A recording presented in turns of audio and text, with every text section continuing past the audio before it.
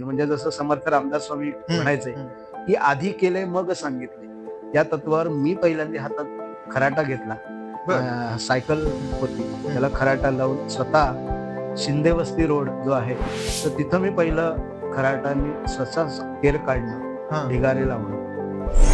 मग मी एक दिवस ठरवलं, की आपण जी मातृभूमी आपल्यावर प्रेम करते, त्या हं, मातृभूमीमुळे आज आपण आहोत. हं. एक आईनं दिलेला जन्म, ती एक आई बरोबर. आणि ज्या देशामध्ये राहतोय ती एक माझी आई आहे, ज्याला आपण मातृभूमी म्हणतो. हं, हं. आणि याच्यातनं मी म्हणेन कोरोनाने आपल्याला खूप शिकवलं. हो. आपण आपल्या नातेवाईकांचे चेहरे सुद्धा बघू शकलो नाही. हं. हे अजूनही डोळ्यात पाणी येतं असं सगळं आठवलं की हो, हो. आपण आपल्या आई वडिलांना सुद्धा औषधं देऊ शकतो. हां. ऑक्सिजनसाठी आपल्याला गावभर फिरावं लागलं. पैसे मुबलक होते, पण हं. ऑक्सिजन मिळाला नाही आणि त्याच्यामुळे मी माझे नातेवाईक, आप्तेष्ट, घरातली मंडळी आपण गमावली. मंडळी गमावली.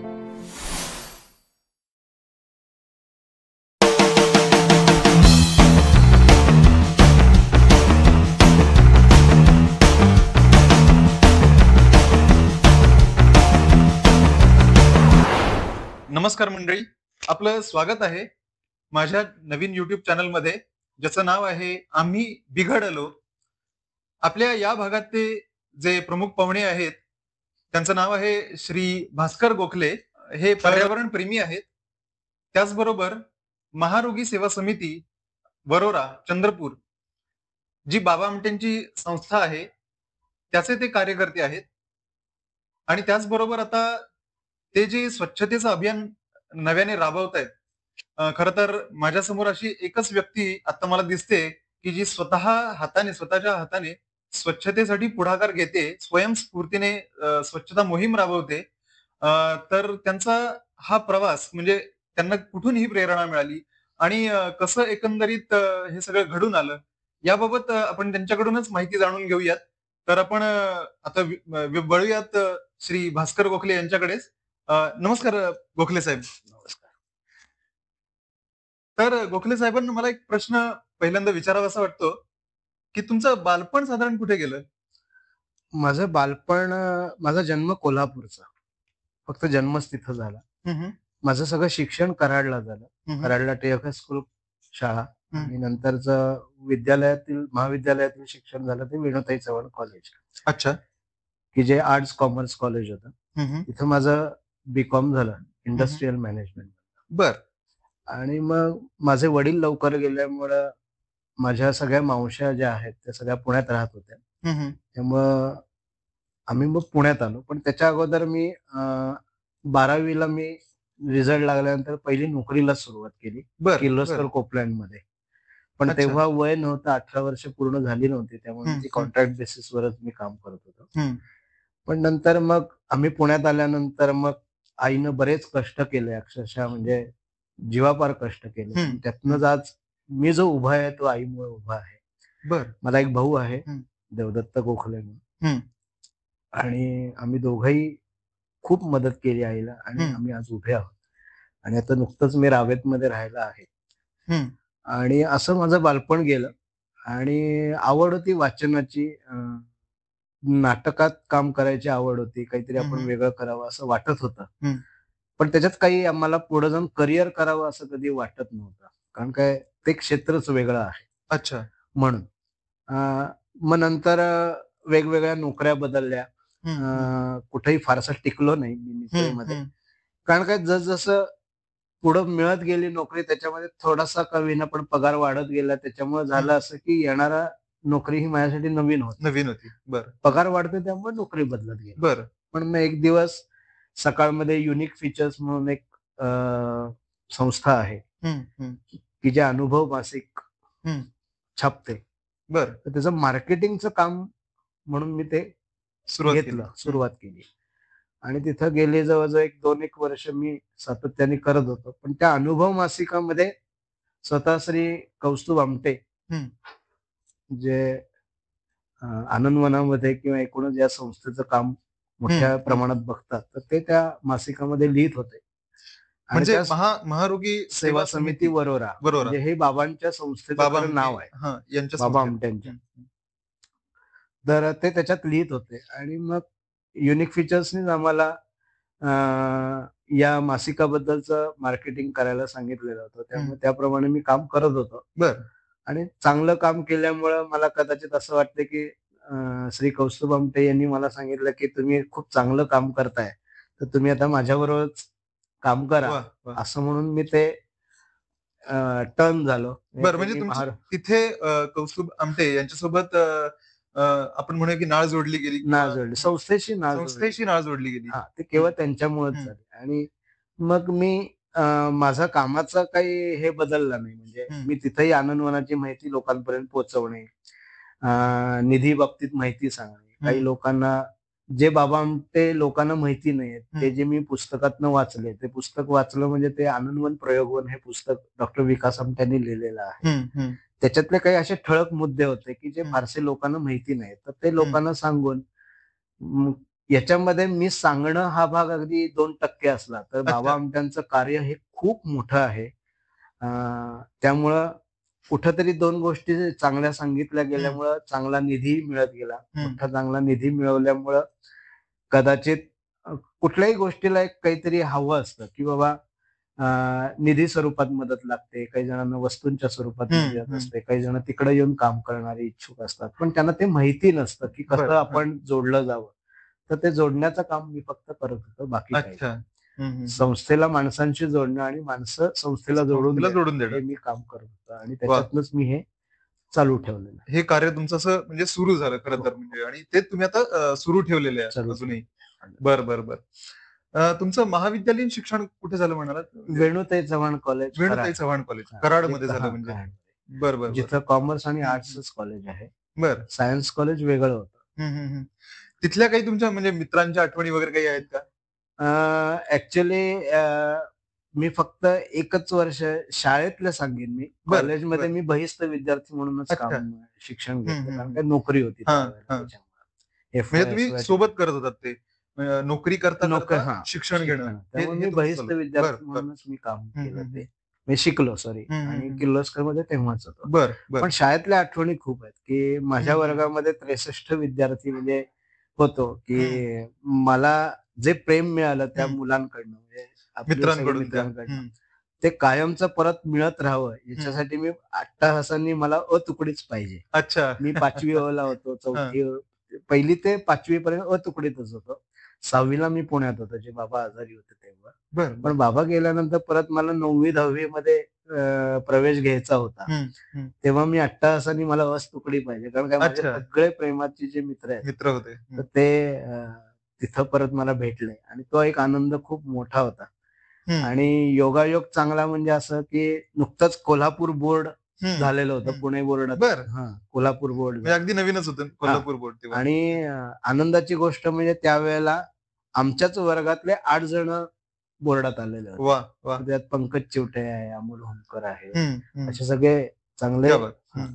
तर काही-काही जणांचे तर अगदी काही छोट्या-छोट्या पर्सेंटनी बोर्डात नाव यायचं राहून गेलं. अच्छा. नाहीतर मग आम्ही खूप मोठा धमाकाच केला असता असं म्हणायला हरकत नाही.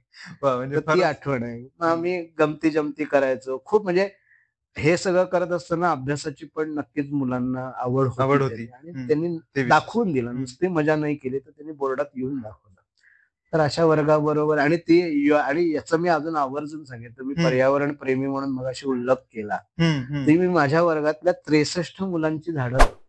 अरे वाह! हां, म्हणजे फारच हे माझे सगळे मित्र आहेत. सुंदर उपक्रम आहे हा. म्हणजे हां. आज तो माझ्याबरोबर नसला तरी हं. झाडाच्या स्वरूपात तो माझ्याबरोबर आहे. अरे वाह! हां.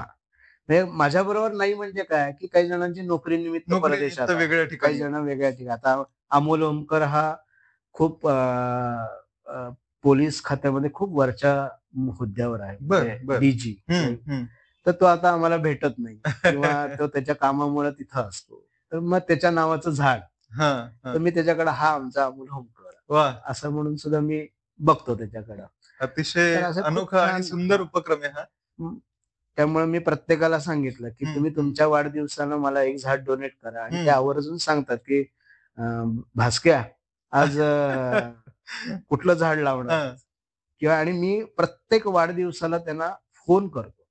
अरे वाह! हां, म्हणजे मेसेज टचमध्ये नाही टाकत. राहण्यासाठी. हां, हं, कारण हं. काय अवांतर बोललं होतं. नाहीतर मग ते कोरडेपणा राहतो. मेसेज सगळे सगळे पाठवतात तसं मेसेज पाठवणं मला नाही बरोबर वाटत. तर 4 गोष्टी बोलल्या जातात. काहीतरी नवेपणा असतो त्यांच्यात माझ्यात, तो कुठेतरी बोलला जातो. बरोबर. तर अशा ह्याने मी हे करतो. असं वाह! माझं साधारणपणे बालपण गेलं. फार सुंदर अनुभव तुम्ही सांगितलात होता आणि तुमचा उपक्रम देखील फार छान आहे. तर आपण थोडंसं पुढच्या प्रश्नाकडे वळूयात, की आता तुम्ही जे कार्य सुरू केलंय पर्यावरण प्रेमी म्हणून किंवा स्वच्छता उपक्रम जो काही तुम्ही आता राबवताय, हं. तर त्याच्याबद्दल आम्हाला नक्कीच जाणून घ्यायला आवडेल, की म्हणजे ह्याची सुरुवात कशी झाली? हां, मी जसं मगाशी म्हणलं, की ज्येष्ठ समाजसेवक बाबा आमटे हं, हं. त्यांनी जे कार्य केलंय, हं, त्यां त्यांच्यासारखं माझ्या हातनं तर होणार नाही. मी हं, अगदीच छोटा आहे. हं. म्हणजे एवढं सुद्धा नाही. पण मग त्यांच्या प्रेरणेनं आपण काय चालू करू शकतो का? कुणाची तरी प्रेरणा लागते. बरोबर. तर त्या प्रेरणेनं मग मी असं ठरवलं, की आपणही काहीतरी काम करावं. पण काम काय करावं? हं, हं. तर मी जेव्हा रस्त्यातनं जायचो, कुठेही गेलं, की जिथं-तिथं राडा-रोडा, घाण, हं, प्लास्टिक हं, असं सगळं दिसायचं. हं, मग मी एक दिवस ठरवलं, की आपण जी मातृभूमी आपल्यावर प्रेम करते, हं, ज्या मातृभूमीमुळं आज आपण आहोत. हं. एक आईनं दिलेला जन्म, ती एक आई बरोबर. आणि ज्या देशामध्ये राहतोय, ती एक माझी आई आहे, की ज्याला आपण मातृभूमी म्हणतो. हं, हं, तर ती किती घाण झाली, हं, किती अस्वच्छ झाली, हं, तर तिला स्वच्छ करूया का? हं. लोकं तर करणार नाहीत किंवा करतील का नाही करतील हेही मला माहीत नाही. पण आपण स्वतःहून करूया म्हणजे मग आपोआप लोकं जमा होतील. म्हणजे जसं समर्थ रामदास स्वामी हं, म्हणायचे, हं. की "आधी केलंय मग सांगितलंय." या तत्वावर मी पहिल्यांदा हातात खराटा घेतला. बरं. सायकल हं, होती. हं. त्याला खराटा लावून स्वतः शिंदे वस्ती रोड जो आहे, मी हां, ज्याच्या घराच्या बाजूलाच मोठा रोड आहे, की हं. जो म्हणजे रावेतमध्ये ना? हां, रावेतमध्ये. हां. तर तिथं मी पहिलं खराटाने स्वतः केर काढणं, हां. ढिगारे लावणं, स्वतः केर भरणं, हं, अशी हं. सगळी कामं मी सुरुवातीला करायला लागलो. बरं. कोणाला काही माहितीच नव्हतं. माझं हं, नाव काय हं, आहे किंवा मी कुठनं आलोय, हं, काय आहे? इथं राहतोय एवढंच हं, माहिती होतं. लोकं कुतूहलाने बघायचे. काही हं, जणांना आपापसात म्हणजे मी ऐकलंय, की "अरे हं. ते कॉर्पोरेशनचे नवीन आहेत का कोणी?" असं अच्छा. सुद्धा म्हणलेलं मी ऐकलंय. अच्छा म्हणजे स्वच्छता कर्मी समजून स्वच्छता असं. कर्मी. हं, पण मलाही त्याचं काही वाईट नाही वाटायचं. अरे आहे. हं, उद्या प्रत्येकाला जो भावतो ते हं. त्यांनी उच्चारलं एवढंच त्याच्यामध्ये. बरोबर. हं, आणि स्वच्छता दूत हं, देवानी जी मला कार्य सांगितलं, की "हे हं, तू कर, हं, चांगलं आहे हे." हं. तर मी ते करायला सुरुवात केली. वाह! गोखले सर, तुम्हाला अजून एक प्रश्न असा मला आता विचारावासा वाटते, की तुम्ही स्वच्छता उपक्रम सुरू तर केलात, पण हे स्वतः तुम्ही एकट्याने सुरू केलं खरं तर. म्हणजे स्वयंस्फूर्तीनं मगाशी जसं आपण म्हणालो, स्वयंस्फूर्तीनं तुम्ही स्वतः हे चालू केलं. स्वतः हातात खराटा आणि फावडं वगैरे घेऊन तुम्ही स्वच्छता सुरू केली.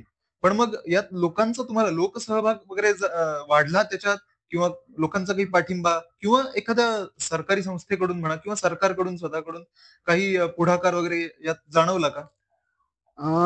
जाणवलं. मी सरकारच्या बाबतीत नक्की म्हणेन, जाणवला. जाता येता लोकं बघायचे, लोकांच्या चेहऱ्यावरचे हावभाव बदलायचे, नक्की कोण आहे, काय हं, आहे? हं. माझं त्यावेळेला मी मी या एक उपक्रमाला नाव ठेवलंय. मी ते बरं. मगाशी सांगायचं विसरलो. हं, हं. मिशन ये नया रावेत है.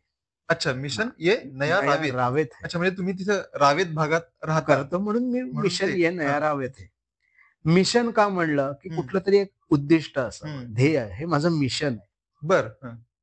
हे नवीन काय रावेत आहे? तर नवीन म्हणजे कसं ब्रँडेड दुकानांचं नाही किंवा ब्रँडेड दुकानांचं असावं असं नाही मला वाटत. तर स्वकल्पनेतनं निर्माण झालेलं माझं गाव. हं, मग मी आसपासची दगडं गोळा केली असेल, मग त्याचा आळं तयार केला असेल हं, किंवा मी रस्त्यात फेकलेले टायर्स गोळा करून ते रंगवून जर डेकोरेशन केलं असेल, जे स्थापत्य विभाग जे आपण म्हणतो हं, कॉर्पोरेशन हं. मधला, ते माझ्या मनातनं आलेलं स्थापत्य प्रकार असू शकतो तो. अच्छा. तर असं नवीन रावेत म्हणून ये नया रावेत आहे. हं, मग आपण वेगवेगळ्या प्रकारचे नुसती औषधांचीच झाडं, हं, आयुर्वेदिक औषधांची झाडं अशी एक बाग तयार करू शकतो का? हं. हे माझ्या कल्पनेतनं आलेलं नवीन रावेत. बरं, बरं. तर असं मला रावेत करायचंय म्हणून मी याला नाव ठेवलं मिशन ये नया रावेत है. बरं, बरं. मग मिशन एकदा रावेत झालं, की मग मिशन ये नया पुनवळे है, मग हां, मिशन ये नया ताथोडे है. हां. असं आपण हाय, मी हिंदी का बोलतो? कारण काय भारतामध्ये हिंदी बऱ्याच जणांना पटकन कळतं. कळतं. काही परराज्यातली लोकं सुद्धा तिथं आसपास आता राहायला आलेली आहेत. म्हणून मी हे असं नाव ठेवलं. आता म्हणायला गेलं तर आसपास चालणारी लोकं एकमेकांना विचारायचे. काही जणांनी धाडस केलं, की आपण बोलून तर बघूया हां, यांच्याशी. हां. असं केलं लोकांनी. पण याच्यात झालं कसं पहिल्यांदा आमची एक 5 जणांची टीम तयार झाली, अच्छा. की जी सलग 2 अडीच 3 वर्ष आम्ही एकत्र काम करतोय. आणि याच्यामध्ये मग बरेच काही तिथलेच राहणारे रहिवासी होते ते यायला लागले.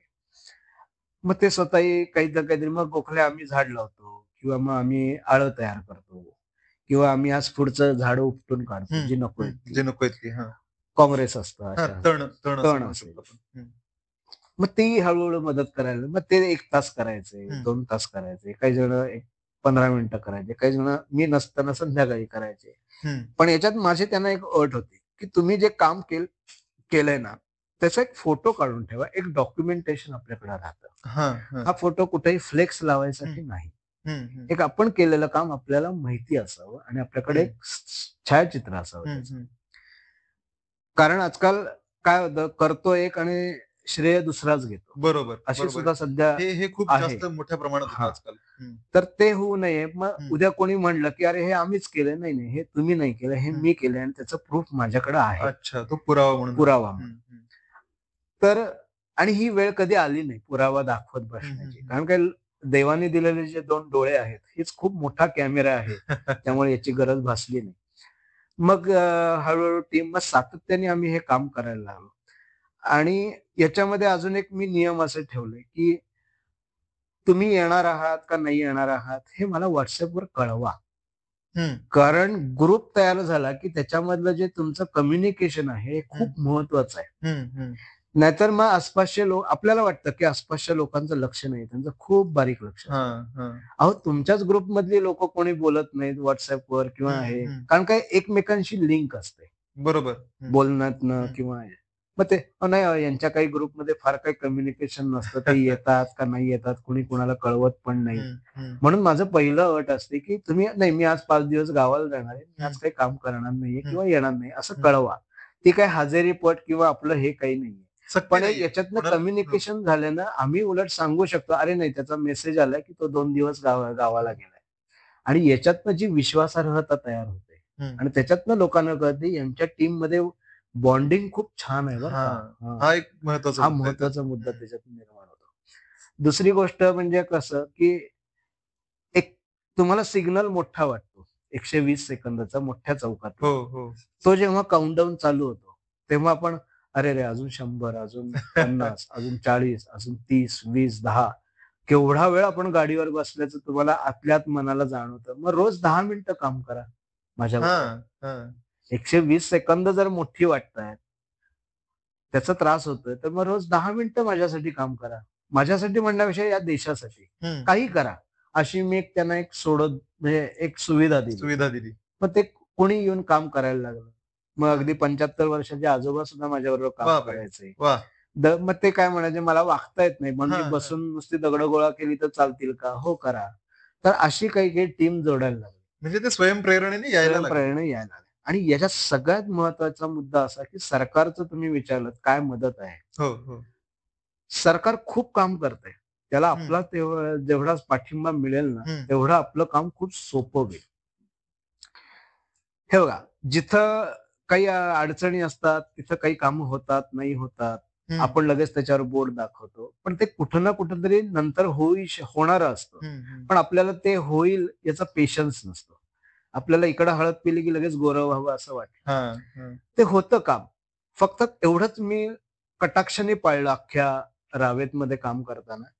कुणाचीही परवानगी घेतल्याशिवाय तिथं सगळं जे प्रस्थ आहे ते भोंडव्यांचं प्रस्थ आहे. बरं, बरं. तर त्या भोंडवे घराण्यांमध्ये कुठेही काम करताना मी त्यांची परवानगी घेतल्याशिवाय मी तिथं काम केलं नाही. अच्छा. एक मी हं. विश्वास निर्माण केला बरं, त्यांच्याकडनं. बरं. हं, साधं म्हणजे मला आत जायचंय, हं. तर मला पाण्याचं एक छोटासा जार पाहिजे, पाणी हं. घालायचं. तर मी विचारल्याशिवाय कधी घेतलं नाही. बर. एव्हान त्यांच्या घराच्या आसपास काम करायचं असेल, हम्म, तरी मी त्यांना विचारलं, की "मी इथं असं असं करतोय, करू का?" हम्म, तर हम्म. ते हो म्हणले, की मग मी करायचो. याच्यातनं मग काही दिवसांनी ते विरघळत गेलं, हा, की हा. मी ते म्हणले, "तुम्ही काय विचारताय? तुम्ही चांगलंच काम करताय, हे परवानगी घ्यायची काही गरज गरज नाहीये." नाही. असं ते हम्म, आपसूक नंतर म्हणायला लागले आणि आता कोणी मला विचारत पण नाही किंवा हम्म. तुम्ही हे का का करता आणि ते करताय? करता असे हम्म, प्रश्न आहेत.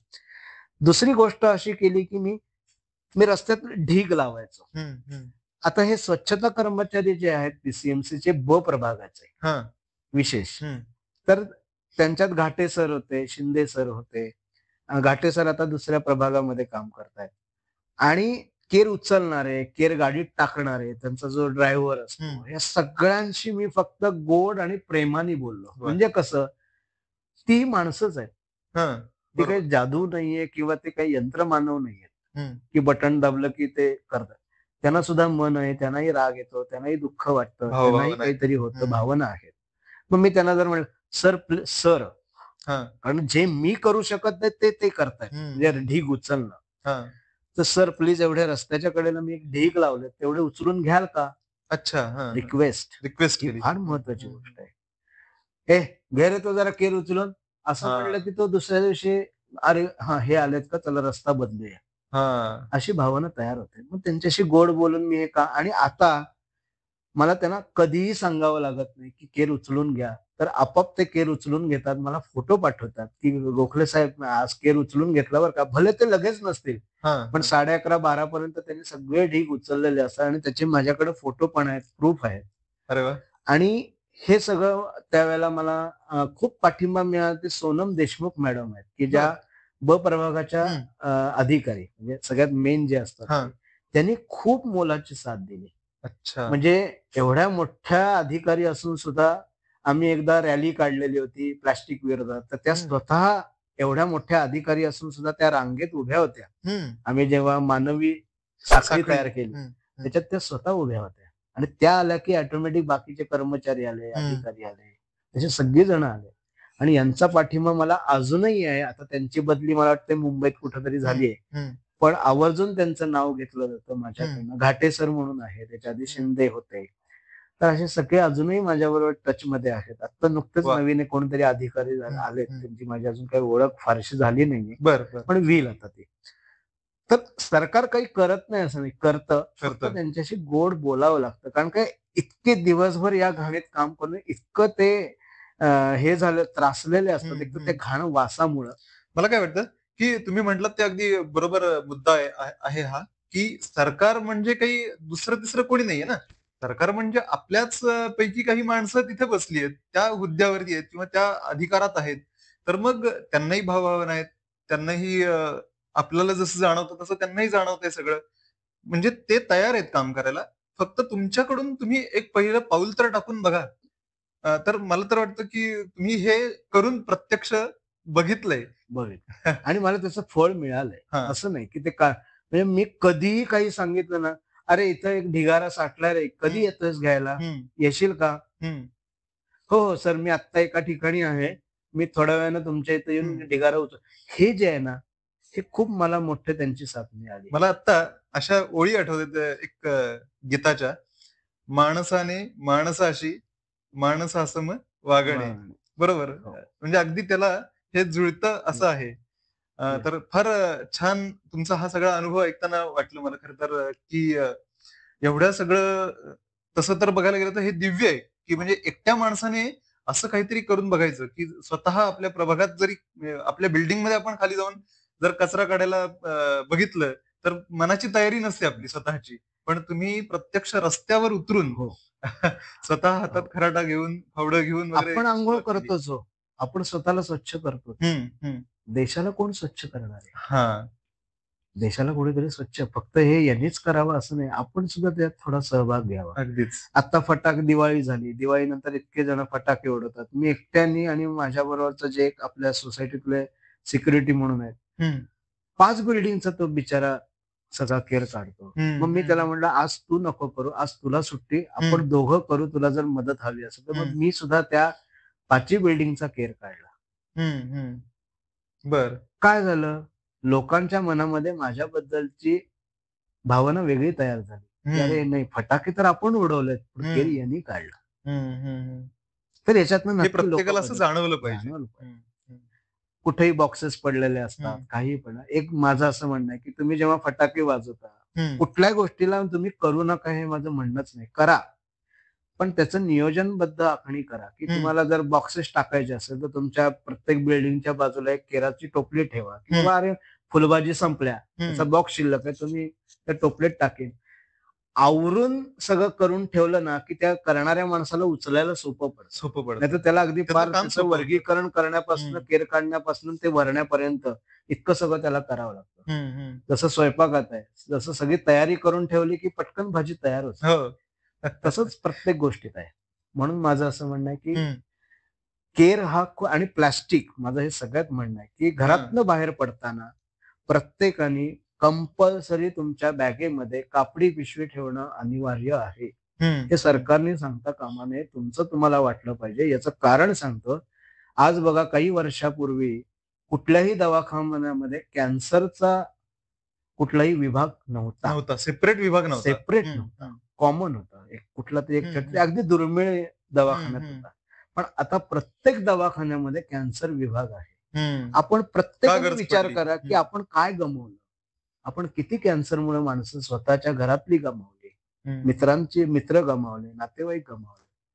मग तुम्हाला कळतं, की जो वेळ कापडी पिशवी घ्यायला लागतो, तोच वेळ प्लास्टिक पिशवी घ्यायला लागतो. हं. जसं आपण टोमॅटो किंवा कुठलीही भाजी अगदी असं करून सगळं आपण निरखून निरखून घेतो. पाहतो. हं, मग तुम्ही हे सगळं चांगली घेतलेली गोष्ट तुम्ही विष असणाऱ्या अशा प्लास्टिक पिशवीतनं का घेता? ते विष आहे. हं, तर मग हे जर टाळायचं असेल, तर माझं असं काही जण मला पटकन म्हणतात, हं, कारखाना बंद करायला सांगावं." कारखाना बंद करणं हे त्याच्यावरचं उत्तर नाहीये. हं, माझं असं हं, म्हणणं आहे, की तुम्ही डिमांड कमी करा, हं, सप्लाय आपोआप बंद होतं. हं. म्हणजे हे हा जर डिमांड आणि शर्ट आहे सप्लायचं गणित. हा हां. शर्ट आहे. हा जर एक कुठल्याही हं, कंपनीनं जर प्रोडक्ट केला असेल हं, समजा आणि हा शर्ट कुणीच घेतला नाही, तर हं. ती कंपनी परत प्रोडक्शन करेल का या शर्टाचं? अगदी बरोबर. नाही हो, का? हो. तसंच आहे. तुम्ही जर तुम्ही माझं असं म्हणणं आहे, की तुम्ही जो आता अधिकार तुम्ही बजावला मतदानाचा, मतदानाचा. तुम्ही पंतप्रधान बदलू शकता. तुम्ही मुख्यमंत्री बदलू शकता. हो. ही तुमच्या अख्ख्या जनतेमध्ये तेवढी ताकद आहे. मग तुम्ही एखादं प्रोडक्शन का नाही बंद करू शकत? आणि मी असं म्हणत नाही त्याने कारखाना बंद करावा. त्याला दुजोरा दुसरा कुठलाही उद्योग द्यावा. हं, उदाहरणार्थ कापडी पिशवी शिवायचं हं, तुम्ही चालू करा. हं. कागदी पिशव्या चालू करा. हो. आणि अजूनही मला वाटतं बरेच प्लास्टिकला पर्याय असणारे बरेच भरपूर गोष्टी आहेत. मार्केटमध्ये आता हां, उपलब्ध आहेत आहेत गोष्टी. आणि होतायत. हां. मध्ये आपल्या खरंच राज्य सरकारने खूप छान गोष्ट केलेली होती. हं, प्लास्टिकवर बंदी. हं, आता सर्रास प्रत्येक भाजीवाला आणि मी बघतोय जिथं पाऊल ठेवू हं. तिथं प्लास्टिकचे प्लास्टिक ढिगारे पडलेलंच दिसतायत. असतं. हं, मग हे जर बंद करायचं असेल तर आपल्याला प्लास्टिकचं प्रोडक्शनाला दुसरा कुठलातरी दुजोरा म्हणून उत्पादन चालू केलं पाहिजे. हं. नाहीतर याच्यासारखा सगळ्यात मोठा राक्षस अजूनही मोठा तयार होईल, की हां. ज्याला आपण सहनच करू शकतो. अगदी बरोबर. अगदी म्हणजे खूप महत्वाचं असा एक हा मुद्दा समोर आलाय तुमच्या बोलण्यातूनच, की प्लास्टिक हे पर्यावरणाला तर घातक आहेच. स्वतः आपल्या मानवजातीच्याही आरोग्याला हा घातक आहे आणि त्यामुळे प्लास्टिक वापरणं, त्याच्यावर मर्यादा आणणं हे प्रत्येकाचं काम आहे. प्रत्येकाला आणि जाताना माझं असं म्हणणं आहे, की घरातला जो एक मुख्य व्यक्ती असतो त्यांनी सगळ्यांना आठवण करावी. "ए घेतलीस का कापडी पिशवी?" हां, बरोबर. प्रत्येकाच्या दप्तर किंवा अगदी तो मुलगा अगदी बालवाडीत जरी असेल, हां, त्याला काही लक्षात येत नाही, कळत नाही, की हां. बाबा अरे मी काय खरेदी करणार आहे किंवा त्याचं ते वयही नसतं. हं, हं, पण त्याला ती आदत लागते, हं. सवय लागते. सवय अरे लागते. नाही, हं. मला कापडी पिशवी घेतल्याशिवाय बाहेर जायचं नाहीये. हां, आई माझी नेहमी कापडी पिशवी ठेवते. हां, मग त्याला ते लक्षात यायला लागलं, की नाही आता मी बाहेर पडताना माझ्या ह्याच्यात आई कापडी पिशवी नाही ठेवलीस तू. हां. असं तो आपणहून म्हणायला लागेल. म्हणजे स्वतःहून याच्यातनं म्हणेल तो. हां. आपोआपच काय होईल, संस्कार होईल प्लास्टिकला तो एक. आळा बसेल. हं, हं. आणि लहान मुलांवर लहान संस्कारही होईल. संस्कार होतील. हां, हां. की म्हणून आत्तापासूनच. आम्ही आता काही आमच्या इथं जो खाऊ गल्ली आहे, हां, रावेतची जी खाऊ गल्ली आहे, हां. तर तिथं सुद्धा मी स्वच्छता करताना अनेक शाळेतली मुलं तिथे शाळा आहेत हं, छोट्या-छोट्या, हं, के-जी वगैरे अशा. हं. तर त्या मुलांना घेऊन सुद्धा मी झाडं लावलेली आहेत, अच्छा. की त्यांना वाटावं, की नाही हां, मला नुसतं ऐकतो, मी कृतीच काही करत नाही. पण त्यांना ती कृती हां. करवून घेतली मी त्यांच्याकडनं. बरोबर. हां. त्याच्यासाठी त्या शाळेचे जे चालक आहेत, संचालक आहेत, हं. ते भोंडवेच आहेत. तर बरं. त्यांनी सुद्धा हां, मला खूप चांगली साथ दिली, हां. की नाही मी मुलांना घेऊन येईन. दर महिन्याला आपण या मुलांच्या तर्फे वेगवेगळ्या हा तर हा आपण झाड लावू. मला हे खूप आवडलं आणि त्या वा. मुलांनी सुद्धा झाडं लावली म्हणजे आणि आज त्यांची झाडं जवळ-जवळ त्यांच्या उंचीपेक्षा चौपट झाली. ती झाडं मोठी झाली आता अशी. त्याच्यात हं, बेलाजिओ म्हणून एक तिथं सोसायटी त्याचं हं, सुयोग्य बोंडे म्हणून एक माझा कार्यकर्ता हं, आहे. हं. तो सुद्धा झाडं लावण्यासाठी मदत केली त्यांनी. आता वाह! त्यांची झाडं म्हणजे महावृक्ष झालीत ती आता. म्हणजे असे काही हात पुढे आले. आले, आले. आणि आता मला जेव्हा लक्षात आलं, की जसं शोधत राहायचं नवीन-नवीन जागा. हां. तसं आता महानगरपालिकेच्या अंतर्गत हं. एक जॉगिंग ट्रॅक तयार केलाय. बरं. इस्कॉन टेम्पल रोडच्या बाजूला हां. अकुर्डी स्टेशनच्या ट्रॅकला लागून. अच्छा. आता सध्या मी तिथं काम करतोय. बरं, बरं. हां. म्हणजे फिरायला आता येणाऱ्या लोकांना वृक्षारोपण करताय तिथे. वृक्षारोपण तर केलंच आहे. हां. त्याचप्रमाणे तिथं झाडांची जतन करणं. बरं. कुठली गोष्ट पटकन केली जाते, पण हं. त्याचं जतन केलं जतन जातं. करणं. हां. हे फार महत्वाची गोष्ट आहे. म्हणून मग आमची जी टीम आहे, आता सुमित आहे. हं. अ, अजून एक माझे 2-3 कार्यकर्ते आहेत. अगदी काही जण वयस्कर पण आहेत. तर ते सगळेजण आम्ही झाडांना पाणी घालतो. त्याचेही काही फोटो तुम्हाला बघायला मिळतील. हां. त्या जॉगिंग ट्रॅकचं स्वच्छता मी सगळं ते नको असलेलं गवत काढलं. कारण का हं. तिथं अनेक वयस्कर लोकं होतात. कारण का तिथं आसपास गवत इतकं घाण आणि हं, राडारोडा हं, असतो. हं. त्यामुळे त्यांना त्या कट्ट्यावर पटकन बसता येत नाही. हं, तर ती हं. बसायची सोय त्यांना निर्माण व्हावी. त्याच्यासाठी मला ती घाण तर काढली पाहिजे. तर बरोबर. ते हो. केलं मी. बरं. आणि मी हे सगळं एकट्याने केलं. बापरे! म्हणजे हां, तेव्हा सगळं तुम्ही ते सगळं एकट्याने एकटं केलं. केलं. मग नंतर हळू ही लोकं अच्छा, जॉइन म्हणजे व्हायला तेव्हा कोणी नव्हतं नव्हतं, सोबतीला. नव्हतं. हां. आणि मी एक बघितलं लोकांच्या चेहऱ्यावर एक असा आविर्भाव असतो, की हे मला आवडत नाही खरं, हां. की अरे याच्याशी आपला काही संबंधच नाहीये. तो हां. आविर्भाव लोकांनी बदलावा. कोणी बदलावा. जर काही काम करत असेल तर माझं सगळ्यांना नम्र विनंती आहे, हं, की ॲट त्या व्यक्तीशी बोला. हं, त्याला काय मदत हवी आहे? हं, तो काय करतोय? हे हं. जाणून घ्या. त्याचं उद्दिष्ट काय आहे? बरोबर. आणि हं, मग आपण त्याला किती वेळ देऊ शकतो? आणि 5 मिनिटं द्या चालेल. 5 मिनिटात एक आळं नक्कीच तयार होतं. हं, हं. 5 मिनिटात एका झाडाची लागवड नक्कीच छोट्या रोपाची लागवड हो, सहज हो, होते. हो. बास असा जरी छोटा-छोटा कार्यभार जरी तुम्ही उचलला, तर समोरच्या माणसाचं काम सोपं होतं. आणि त्याचा हुरूपही वाढतो. हुरूपही वाढतो. सगळ्यात महत्त्वाचं म्हणजे त्याचं त्याला अजून काम करण्यासाठी हुरूप मिळतो, स्फूर्ती येते अजून नवीन. नक्कीच फार असं आणि याच्यातनं मी म्हणेन कोरोनाने आपल्याला खूप शिकवलं. हो, हो. आपण आपल्या नातेवाईकांचे चेहरे सुद्धा बघू शकलो नाही. हं, हे हं. अजूनही डोळ्यात पाणी येतं असं सगळं आठवलं की. हो, हो. आपण आपल्या आई-वडिलांना सुद्धा औषधं देऊ शकलो नाही. हां. ऑक्सिजनसाठी आपल्याला गावभर फिरावं लागलं. पैसे मुबलक होते, पण हं. ऑक्सिजन मिळाला नाही आणि त्याच्यामुळे मी माझे नातेवाईक, आप्तेष्ट, घरातली मंडळी आपण घरातली मंडळी गमावली. गमावली. हं. आणि याच्यात मी अजून एक सांगेन, घरात कानाकोपरा अक्षरशः डेटॉलने आपण पुसला हं. आणि आपल्याच घरातली माणसं आयसीयू मध्ये होते. पण हे घाणीत काम करणारी जी सगळी लोकं आहेत, ती इतकी घाणीत काम करतात, तरी सुद्धा ती सगळी व्यवस्थित आहेत.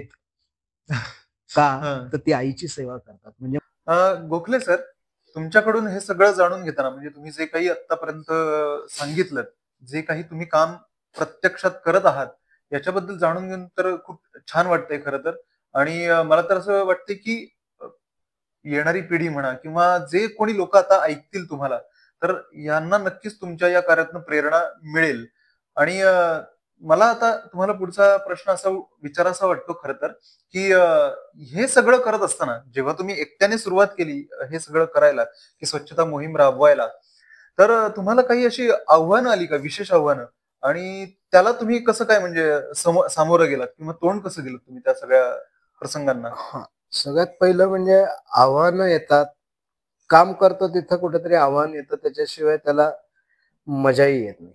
हं, हं, कारण आव्हान हे बोलून न दाखवता कृतीतनं जर दाखवलं आपण, तर हं. त्या आव्हानाला आपण नक्कीच सामोरं जाऊ सामोरं शकतो. जाऊ हं, शकतो. काही नाही लोकं म्हणायचे, "काय बिघडतंय तुम्हाला? तुम्ही हं, कोण आहात? हं, तुम्ही काय ब भारीतले लागून गेलात का?" हं, असे बोलायचे किंवा "आम्ही का करू? आम्ही टॅक्स भरतो. आम्ही कसंही हं, वागू." हं. किंवा असंही तुच्छतेने म्हणणारे बघायचंय असं हां. काहीतरी. किंवा काम करताना असं म्हणजे लोकं बघायचे, की हं. याच्याशी आपल्याशी काही काही संबंधच नाहीये. संबंधच नाही. म्हणजे हं. हॅ असं. हं, हं, हं. तर ही अशी आव्हान आहे. पण मी एक ठरवलं, की आव्हान जरी आलं, कोणी हं, काही चांगले प्रश्नही विचारले. म्हणजे हं, असं नुसती काही आव्हानं आली अशी नाही. हं, हं, किंवा तुम्ही काय करताय? किंवा मी काय करू? काही जणांनी मग तिथल्या गावातल्या राहणाऱ्या लोकांनी मग मला काही कुऱ्हाड दिली. हं, एकाने मला विळा हं, दिला. हं, एकाने ते पंजा दिला हम्म. केर ओढायसाठी, केर ओढण्यासाठी. कारण का तुमचे हात घाण होऊ नये, बरोबर. हा. अशी मदतही केली आहे. आव्हानं पण येतात, त्याच्याबरोबर मदतही आली. पाठिंबाही पण मिळतो. त्या गावातल्या लोकांना जेव्हा समजलं, लक्षात आलं की नाही बाबा याच्यामुळे आपण आपलं गाव स्वच्छ होतंय ऑटोमॅटिकली. हम्म. आणि कसं आहे माहितीये का, शेवटी माझं असं म्हणेन की कितीही काही झालं तरी एक आपल्या मनामध्ये असं एक कुठंतरी खट्ट होतं, अरे तो माणूस एवढं काम करतोय आणि आपण काहीच करत हा, नाही, हा. असं एक कुठंतरी परमेश्वर तुम्हाला आठवण करून देतो. जाणीव आणि करून त्या देतो असं. क्षणीच जर आपण तो निर्णय घेतला की नाही अरे आपण त्यांच्याबरोबर काम करूया, की मग हळूहळू बदलायला सुरुवात होते. आता टॅक्स भरतो आम्ही, कसंही वागू, ते दुकानदार देतात म्हणून आम्ही प्लास्टिक वापरतो, किंवा दुकानदार म्हणतो की त्याशिवाय माझा व्यवसायच होत नाही म्हणून मग आम्हाला ती द्यावीच लागते. मग मी असं त्यांना म्हणतो की तुम्ही ठेवूच नका ना. असं नाही, तुम्ही जसं लोकांना आपल्याला कुठल्या आयुष्यामध्ये कुठल्याही गोष्टीची सवय होती का? शाळेत जायची सवय होती का? नव्हती. आई कामाला गेली, बाबा कामाला गेले, एकट्याला राहायची सवय होती का? नव्हती. कुठल्याच गोष्टीतल्या आपल्या आयुष्यामध्ये सवयी नव्हत्या. पण हळूहळू अनुभवाने राहून करून करून ते आपल्याला सवय, तसंच ही सवय दुकानदारांना पण होऊ द्या ना, की नाही बाबा मी एकही प्लास्टिक पिशवी देत नाही आणि तरी सुद्धा माझं सुंदर दुकान चालतं. म्हणजे कागदी पिशवी, जे आपण वडापावची जी चॉकलेटी असते ज्याच्यात वडापाव बांधून देतो, तर त्याची मोठी पिशवी सुद्धा साधारणपणे एक अर्धा किलो 1 किलो नक्कीच वजन पेलते. आणि मी बऱ्याच दुकानांमध्ये बघितलंय की अनुभव असा बघितलाय की 1 ग्रॅम वेलदोडा, पावशेरभर किंवा 100-200 ग्रॅमचं मला काय पाहिजे,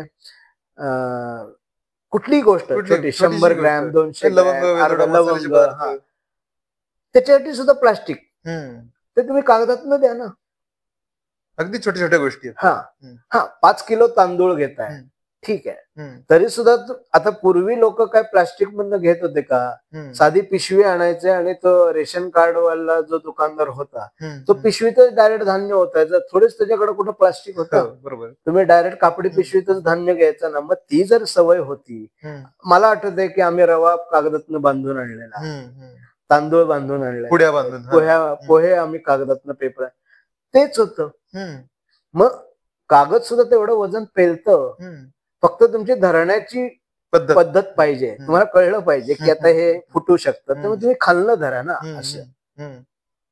पण प्लास्टिक वापरलं तरच माझा धंदा चालणार आहे, हे किती चुकीचं आहे असं मी म्हणेन. म्हणजे ती मानसिकता दोघांनी बदलली पाहिजे. आणि गिरायकांनी जर कागदी पिशवी जर आणली तर त्या दुकानदारा, म्हणजे मी असं बऱ्याच दुकानदारांना बघितलं की अरे कॉर्पोरेशन किंवा कुठल्याही महानगरपालिका जेव्हा दंड ठोठावते, तुम्ही दिवाळीमध्ये किंवा कुठल्याही सणासुदीला एवढा मोठा व्यवसाय करता, त्यातनं तुम्ही जवळजवळ एक 10-12 हजाराचं तुम्हाला स्वतःला नफा होतो, आणि तुम्ही विनाकारण चुकीचं काम करून तो जो मिळालेला तुम्हाला फायदा तुम्ही तो दंडात का देता?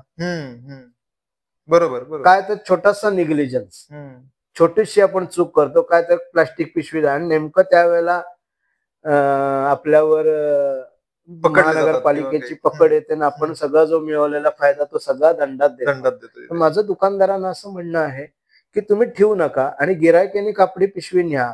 आणि मी एक महत्वाचा मुद्दा मला सांगायचा की बऱ्याच महिला अशा असतात की भाजी आणायला येतात, आणि भाजी आणताना काय करतात, ते मोठी पिशवी घेऊन येतात, पण त्याच्यात करतात काय, टोमॅटो एका वेगळ्या प्लास्टिक मध्ये, दोडका एका वेगळ्या प्लास्टिक मध्ये, गाजर एका वेगळ्या प्लास्टिक पिशवीमध्ये, त्या दुकानदारांनीच दिलेल्या बरं का, भाजीवाल्याने.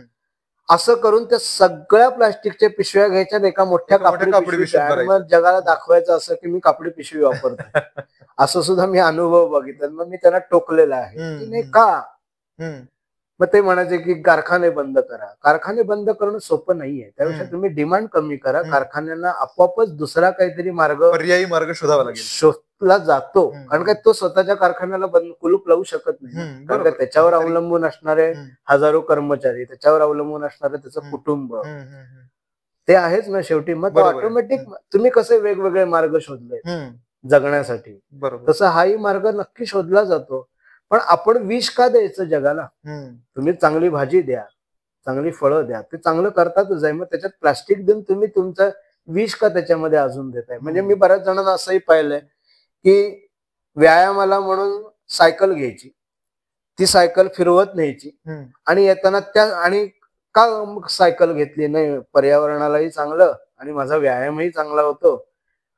पण त्याच माणसाकडं मी जेव्हा परत तो जाताना बघतो तर त्याच्या हँडलला दोन्ही कॅरी बॅग आहेत फळांच्या पिशव्या.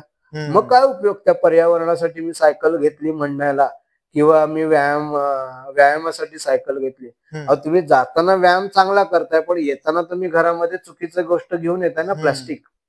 बरोबर. आणि याच्यातनं होईल काय, तुम्ही जेव्हा तुमच्या मुलांना जेव्हा तुम्ही समजावून सांगायला जाल बाबा की कापडी पिशवी वापर बरं का, पण तोच मुलगा तुम्हाला नंतर म्हणेल की बाबा मीच तुम्हाला 10 वेळेला प्लास्टिक मधनं भाजी आणताना पाहिजे. आणि आत्ताचीच पिढी मला असं वाटतं थोडं स्पष्ट बोलणारी आहे. आपण पूर्वी आई बाबांना घाबरायचो.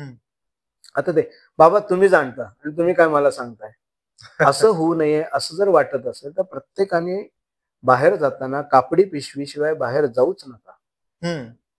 रेल्वेमध्ये, बसमध्ये, कुठेही जाताना एक समजा बिस्किट खाल्लं तर त्या बिस्किटचा जो भाग आहे, खाल्ल्यानंतरचा जो कागद आहे तो तुम्ही खिशात ठेवा किंवा तुमच्याकडे दप्तर आहे त्याच्यात ठेवा. घरी गेल्यानंतर केराच्या टोपलीत टाका. रस्त्यात टाकणं हे उत्तर नाही ना.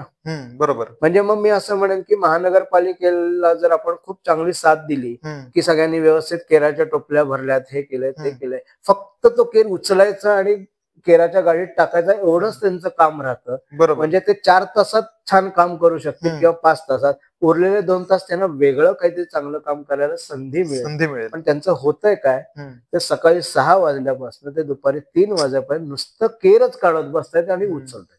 बरोबर.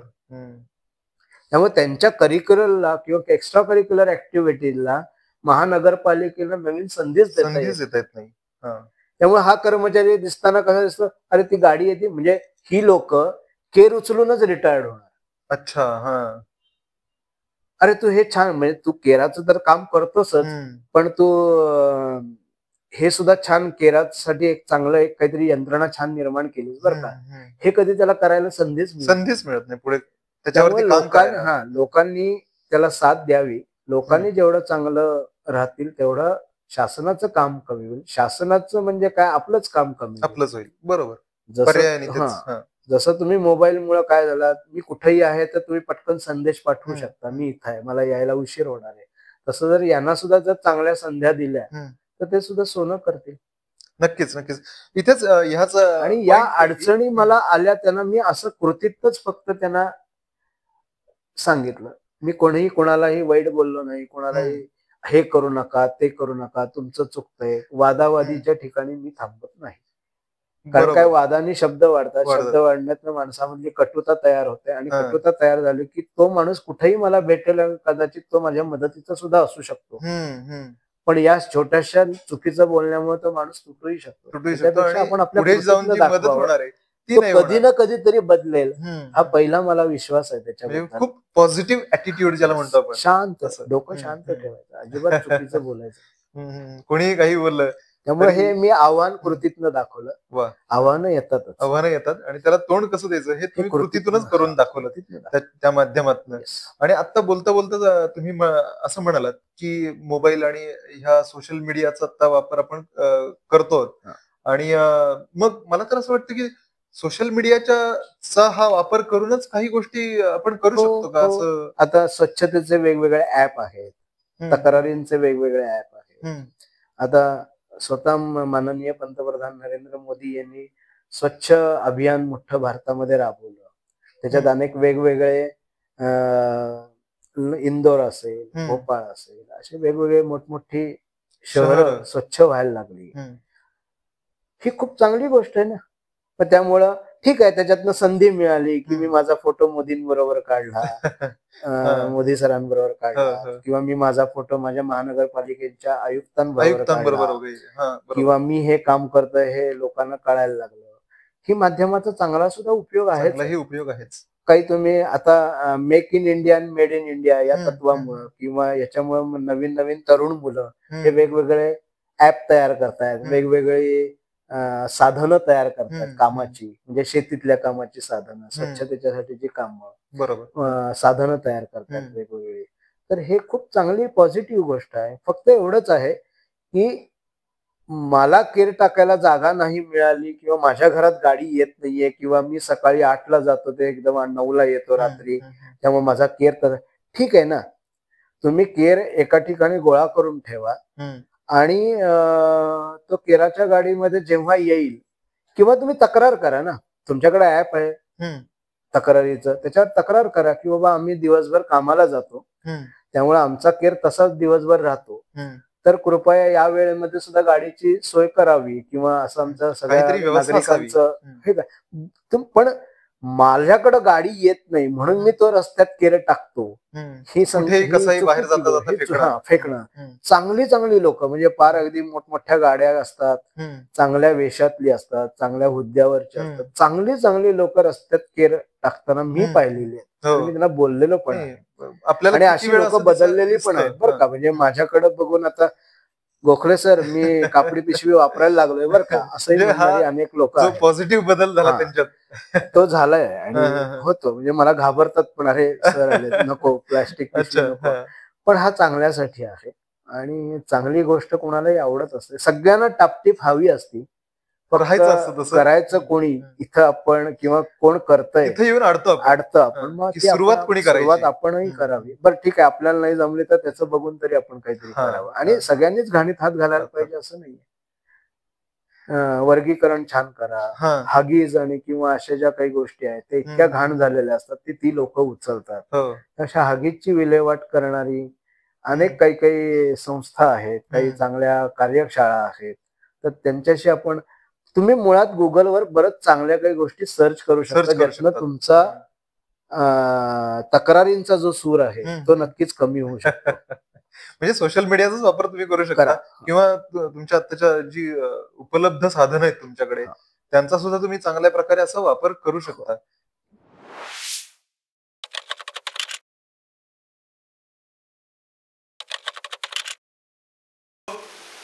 तुम्हाला हा एपिसोड कसा वाटला ते आम्हाला नक्की कळवा, कमेंट्स मध्ये नक्कीच मेन्शन करा. आणि यापुढे देखील कोणत्या विषयावर तुम्हाला ऐकायला आवडेल, कोणत्या व्यक्तींकडून तुम्हाला ऐकायला आवडेल ते देखील नक्की सांगा. आणि आवडला असेल तर लाईक करा, शेअर करा आणि चॅनलला सबस्क्राईब करायला विसरू नका.